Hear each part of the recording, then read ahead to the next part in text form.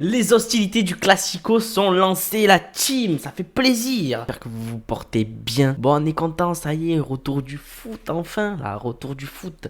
Putain, pendant 2 semaines, il y avait la trêve avec les pays, c'est cool, mais on s'en fout. On voulait voir le Barça jouer, on voulait que le championnat il avance, on voulait voir du jeu, nos pépites, on voulait voir le Barça. Et c'est cool. Et on va pas se mentir, on est très content. Victoire 4-0 à Elche à l'extérieur. But de Ferran, Lewandowski et Fati. C'est pas l'ordre, mais c'est ça en gros. Alors j'ai pas vraiment vu le match parce que j'ai vu à demi mesure, on va dire, à demi œil comme ça. Hop hop.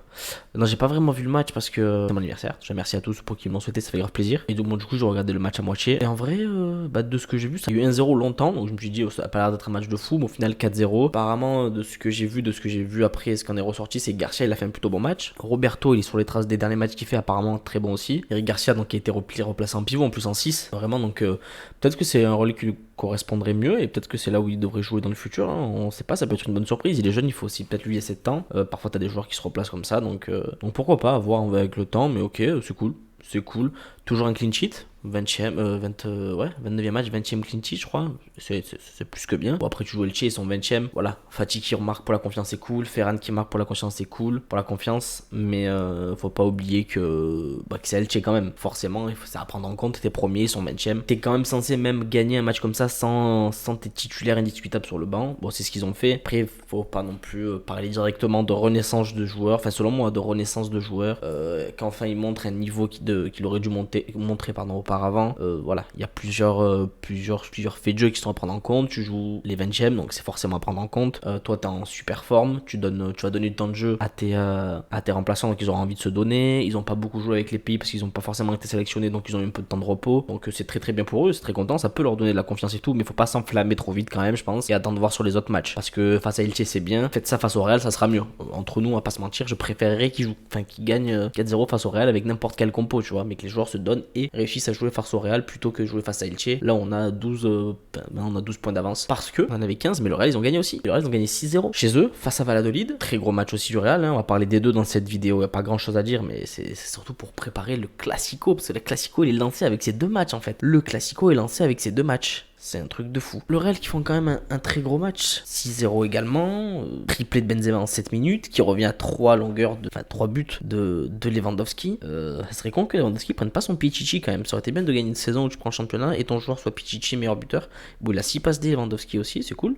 Du coup, puisqu'il a bien doublé, il y a une passe D. Benzema qui met un triple en 7 minutes, c'est quand même fort, hein. Et voilà, le monde s'enflamme. Ouais, il va falloir que Araujo soit vraiment présent parce que c'est le Benzema Ramadan. Voilà. Bon, c'est peut-être que c'est vrai que pendant le Ramadan, Benzema fait une très très bonne saison à chaque fois dans cette période, mais faut prendre en compte que c'est aussi Valladolid derrière et que c'est pas forcément l'équipe la plus forte. Surtout que c'était à Madrid le match, c'est pas l'équipe la plus forte à jouer. Donc c'est très très bon pour le Real. Il y a du positif aussi, des joueurs comme Vasquez qui ressortent. Je crois Hazard il a fait une passe D. Benzema qui met un triplé, il avait du mal aussi ces derniers temps. Donc pour le Real c'est bien aussi, mais il faut pas oublier que bon, c'est une équipe comme Valladolid, le Real sont censés les détruire. Est-ce que ça va encore durer sur les matchs d'après? Est-ce qu'ils seront aussi présents face au Barça? Est-ce que le Barça sera aussi présent face au Real pendant le Classico? Ils ont l'avantage, je pense que ça va lancer, c'est deux matchs qui ont lancé les hostilités. Ça va être incroyable, ça va être un très très très gros match.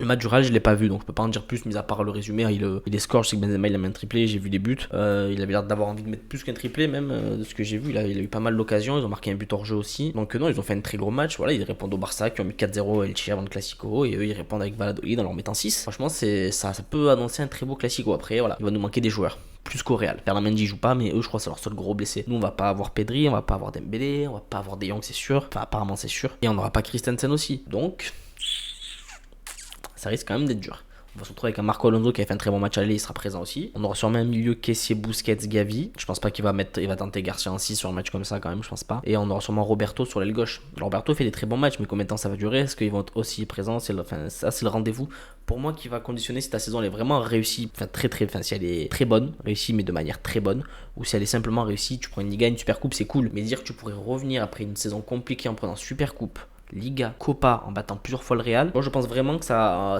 embellit la saison, mais ça redore vraiment la saison. On n'a pas en Europe, ça fait un match important à jouer. Je pense vraiment que ça redore la saison Elle est déjà bien dorée. Elle est dorée en fait, et hop, tu vois, tu mets les paillettes.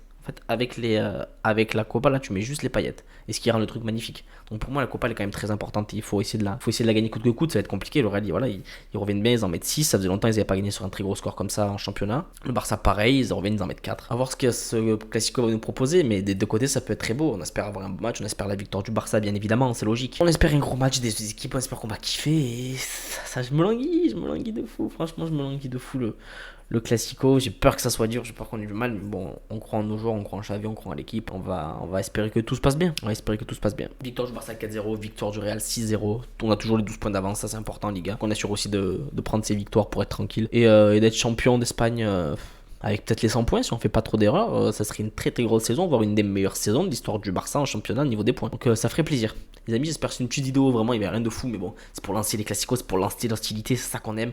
Un gros classico mercredi, n'hésitez pas à liker, à partager, à me suivre sur les réseaux qui est dans la description, le Twitter, le Twitch. Si vous voulez venir parler après le classico, on va sûrement faire un débrief ensemble, si ça vous tente en live. Venez, vous avez le Discord pour ceux qui veulent, vous me le demandez, je vous l'envoie. Et vous passez, on discutera du match, on espère que ça va bien se passer, qu'on va pas passer une mauvaise soirée en tout cas. Les frérots, j'espère que vous avez kiffé la vidéo. Moi je vous dis à très vite, ciao la team.